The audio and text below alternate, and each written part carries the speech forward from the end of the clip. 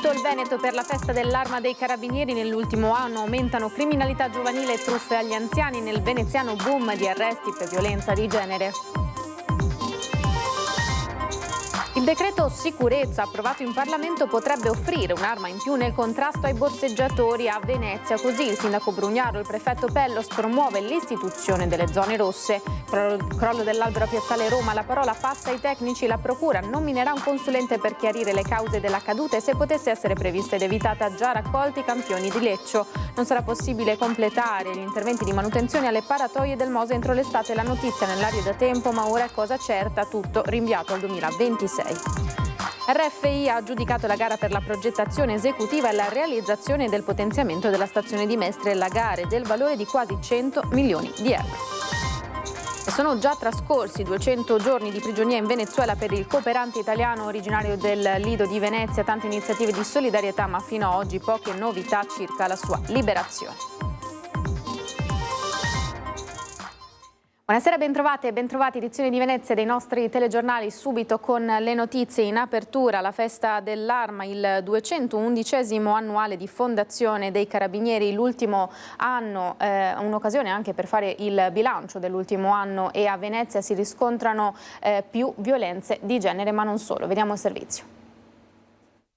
Aumentano furti, interventi per codice rosso, più 17%, truffe agli anziani e criminalità giovanile. Sono questi i dati che spiccano maggiormente nel bilancio d'attività dei Carabinieri in Veneto da giugno dell'anno scorso ad oggi. 145.801 reati che hanno portato a 1.847 arresti e 23.148 denunce. I dati sono stati resi noti in occasione del 211° anniversario di fondazione dell'Arma, un anniversario celebrato in tutta la regione, a Venezia in riva Cadidio, di fronte al bacino di San Marco, sotto una pioggia battente. I furti in Veneto sono stati 72.000, più 7,5%. Le rapine invece sono calate dello 0,2%, sono state 1.100. Ma a destare sconcerto è soprattutto l'aumento del 34% della criminalità giovanile, con un massiccio coinvolgimento di minorenni. 37 quelli arrestati, 1.347 i denunciati.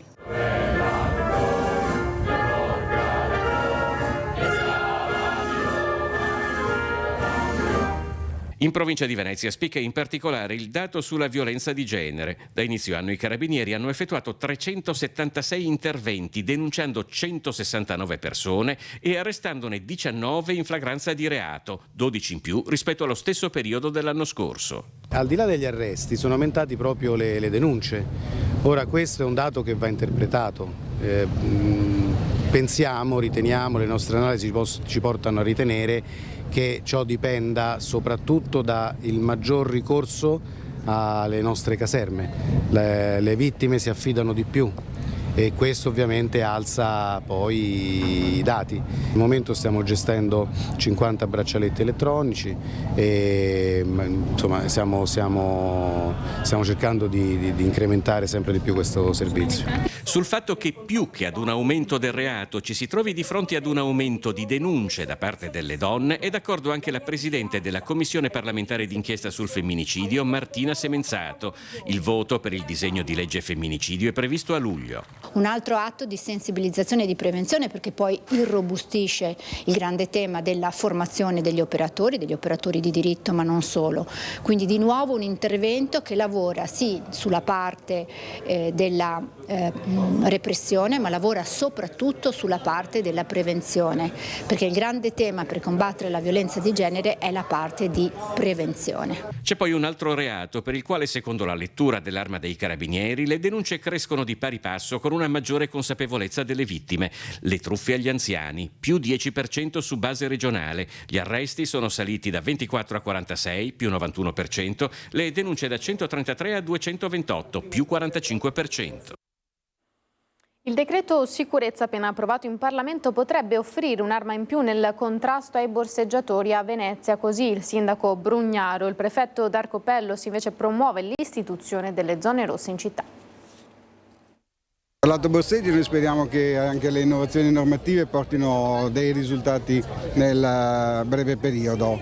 È chiaro che il borseggio è uno dei fenomeni più perniciosi perché colpisce tutti gli strati della popolazione, ma soprattutto quelli più poveri, e quindi in qualche maniera bisogna cercare di contrastarlo nel migliore dei modi. Dall'inizio dell'anno i Carabinieri di Venezia hanno identificato e denunciato 84 borseggiatori. Alla celebrazione del 211° anniversario di fondazione dell'Arma si parla anche della piaga borseggi, gettando uno sguardo alle novità introdotte dal decreto sicurezza per contrastare un fenomeno la cui diffusione in città desta un crescente allarme. Per esempio le mamme con i bambini che hanno bambini piccoli addirittura dovranno rispondere i genitori di bambini che trovano a delinquere, le donne con i bambini non è detto che non possono più essere carcerate, c'è gente che faceva delinquere, andava a delinquere o faceva delinquere i figli o loro stessi e poi dicevano che avevano un bambino piccolo. Al di là delle innovazioni del decreto sicurezza, il 2025 è ed è stato connotato dall'introduzione delle cosiddette zone rosse, non solo a Venezia, ma anche con l'arrivo della bella stagione a Chioggia e a Jesolo, con tanto di controlli effettuati attraverso metal detector portatili. La zona rossa è positivo, in questo momento abbiamo registrato un'attenzione molto elevata anche da parte della popolazione favorevole a questo tipo di intervento. Noi, come avete visto, lo facciamo periodicamente perché non diventi una cosa statica che poi diventa rutinaria, e proprio per questo i risultati in questo momento possiamo dire che sono più che soddisfacenti, insomma, sia nel capoluogo che nelle altre due città dove si sono attuati questo tipo di dispositivi. Decreto sicurezza ed è scontro politico. Favorevoli 109, contrari 69, astenuti 1. Il Senato approva. Il decreto sicurezza ottiene la fiducia al Senato e diventa legge, un voto raggiunto dopo una giornata complicata con tensioni in aula durante le quali si è sfiorata la rissa e la dura protesta delle opposizioni.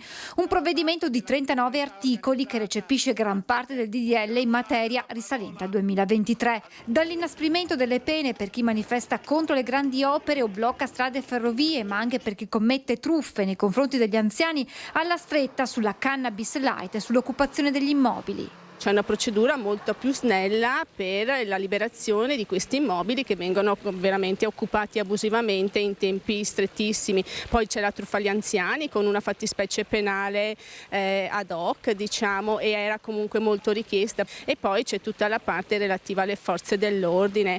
Ci chiedevano un fondo a sostegno per tutti i vari procedimenti che si trovano comunque a volte le forze dell'ordine a sostenere relativamente al loro operato, e abbiamo messo appunto la possibilità, quando queste persone questi agenti vengono sottoposti a procedimento, di avere un sostegno economico di 10.000 euro. Critico invece il Partito Democratico. È una risposta, diciamo, tutta volta a aumentare il numero di reati, aumentare le aggravanti, inasprire le pene, ma alla fine non produce in maniera reale una concreta sicurezza per i cittadini. Perché?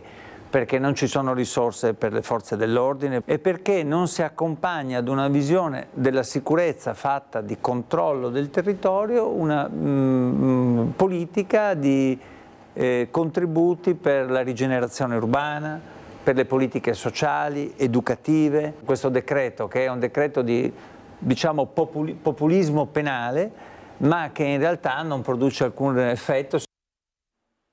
Il crollo dell'albero a Piazzale Roma, la parola ora passa ai tecnici. La Procura di Venezia nominerà un consulente tecnico per chiarire i motivi che hanno portato all'improvviso crollo del leccio di Piazzale Roma e quindi stabilire se la caduta poteva essere prevista ed evitata. Tra gli accertamenti svolti dagli inquirenti c'è anche quello che riguarda un'attività di monitoraggio che avrebbe recentemente avuto luogo proprio su quell'area verde. Si è intanto conclusa la raccolta di una serie di campioni delle varie parti dell'albero come foglie, pezzi di radici e di corteccia, tutte tessere di un mosaico che dovranno fare luce su cosa abbia determinato la caduta. Il tronco appare spezzato alla base. Al momento del crollo sotto l'albero c'era una quindicina di persone. Dei 12 ricoverati la maggior parte è stata dimessa. 2 donne, una in particolare, sono invece rimaste ferite in maniera molto seria e rimangono ricoverate all'ospedale di Mestre. Sono andato a vedere i feriti in ospedale, mi sto occupando di questo, poi ci saranno tutte le verifiche del caso, certamente è una cosa incredibile. Come ve lo spiegate? Non rispondo più a questa domanda, c'è un'inchiesta in corso e cercheremo di capire. In questi giorni si sono sentite formulare diverse ipotesi, ma la vicenda potrà essere chiarita solo dalle analisi e dagli esperti. Il Comune ha deciso di avviare un'istruttoria interna. Il sindaco Luigi Brugnaro ha intanto voluto ringraziare tutti coloro che quel pomeriggio, trovandosi a Piazzale Roma, hanno offerto il proprio aiuto ai feriti. Tutti quanti sono soccorritori, persone anche normali che sono andate. Questa cosa qua non è scontata, vanno ringraziati tutti, dal primo all'ultimo. Non è scontato, date tutto per scontato, diciamolo, grazie a quei sanitari che stanno combattendo giorno e notte per salvare la vita delle persone. Non è scontato, bisogna rispettarli in tutto e per tutto, loro e i loro familiari. Parliamo della manutenzione alle paratoie del Mose che dovevano essere fatte entro l'estate, ma slitta tutto al 2026. Solo poche ore fa il Comitato Tecnico ha finalmente approvato il progetto di manutenzione delle dighe mobili del Mose, che avrebbe dovuto ricevere il via libera e il relativo benestare ancora nel mese di dicembre 2024, 6 mesi di ritardo che, come spiega Davis Rizzo, presidente di Costruttiva, che riunisce le imprese consorziate, faranno slittare di un anno gli interventi di manutenzione alle paratoie, che sono fondamentali. Con queste tempistiche diventa molto difficile garantire le operazioni di revamping e di manutenzione, soprattutto di revamping, delle 6 paratoie di cortesia entro la finestra estiva dell'anno in corso. I lavori di manutenzione delle paratoie, stando agli accordi, si possono fare solo nel periodo estivo, che non è la stagione tradizionalmente delle acque alte e quindi di un minor utilizzo delle paratoie, ma prima di avviare l'intervento vanno eseguite delle opere preparatorie per le quali servono mesi di lavori, perciò la manutenzione deve attendere. Un'operazione di rimessa in ripristino delle 6 paratoie di cortesia che vengono utilizzate nel momento stesso in cui si prelevano dalle schiere altrettante paratoie che invece vanno sottoposte a processo di manutenzione. I lavori sono di fatto terminati, si sta proseguendo per quanto riguarda i lavori di tipo ambientale che tanta parte hanno all'interno dell'opera Mose in senso largo. Possiamo affermare che l'attenzione, come è giusto che sia, è rivolta a queste operazioni di tipo manutentivo, in quanto sono propedeutiche alla riconsegna dell'opera al legittimo proprietario, che è lo Stato. Rete Ferroviaria Italiana ha aggiudicato la gara per la progettazione e la realizzazione delle opere civili e delle tecnologie concesse al potenziamento della stazione di Mestre. La gara, del valore di circa 98 milioni di euro, è stata aggiudicata all'impresa Quadrio Gaetano Costruzioni SPA.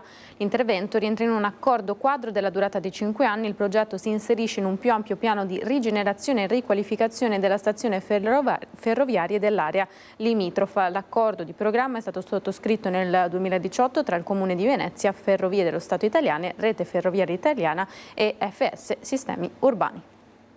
Il generale Pappalardo oggi a Venezia nel blitz al ferro Fili per depositare la richiesta di raccolta firme e proclamare il Veneto come Stato confederato.